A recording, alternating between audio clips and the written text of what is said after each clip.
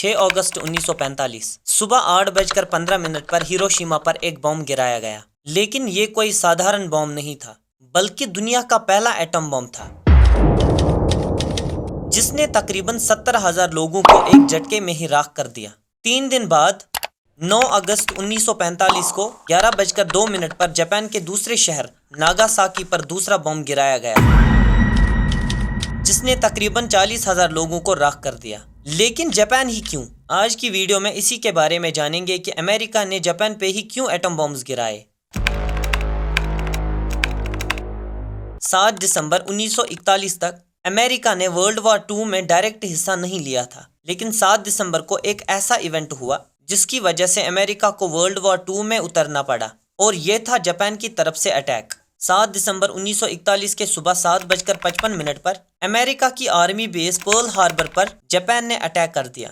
Japan के पास 2 बैटलशिप्स, 30 destroyers, 39 submarines और 414 bomber aircrafts थे, और जापान ने लगातार 45 मिनट तक बमबारी की, जिसकी वजह से अमेरिकन बेस बहुत डैमेज हुई और बॉम्बर एयरक्राफ्ट्स वापस लौट गए, और अमेरिका को लगा कि हमला खत्म हो गया है। लेकिन 10 मिनट बाद दूसरा हमला हुआ। इस हमले से होने वाला डैमेज पहले किए गए हमले से बहुत कम था, लेकिन पर्ल हार्बर बेस इतनी डैमेज हो चुकी थी कि अगले 3 महीने यूएसए को लगे बेस को वापस ठीक करने में। लेकिन जापान ने यूएसए पर हमला क्यों किया था? इसकी वजह यह है कि जापान एक ऐसी कंट्री है जिसके पास ना के बराबर नेचुरल रिसोर्सेज हैं, और वर्ल्ड वॉर 2 में जापान ने चाइना पर कब्जा कर लिया था, और उस वक्त चाइना अमेरिका का एलाय था। अमेरिका ने बहुत बार जापान से चाइना छोड़ने की बात की, लेकिन जापान ने एक न मानी, और अमेरिका ने जापान की ऑयल सप्लाई बंद कर दी, और अब जापान की 80% ऑयल सप्लाई जो कि यूएसए से आती थी बंद हो गई, और जापान के ऑयल रिजर्व्स खत्म होने लगे। तब जापान ने इंडोनेशिया पर ऑयल के लिए हमला करने का प्लान बनाया, लेकिन इंडोनेशिया पर हमला करने से पहले जापान को चाहिए था कि वो फिलीपींस पर कब्जा करे, और फिलीपींस यूएसए का एलाय था। जापान को ये बात पता थी कि अगर वो फिलीपींस पर हमला करेगा तो अमेरिका उसकी जवाबी कार्रवाई पर्ल हार्बर बेस से करेगा, और इसीलिए जापान ने पर्ल हार्बर बेस को पहला निशाना बनाया।